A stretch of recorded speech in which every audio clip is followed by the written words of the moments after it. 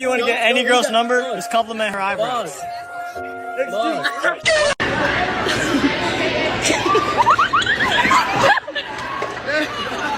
did that?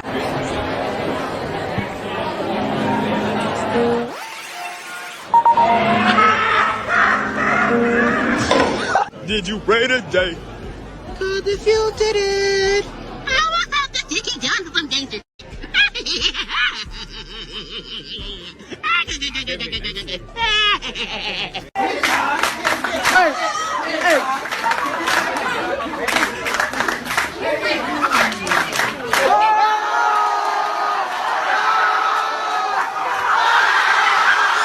Everybody say sausage, keep it going. And bacon, grits, sausage.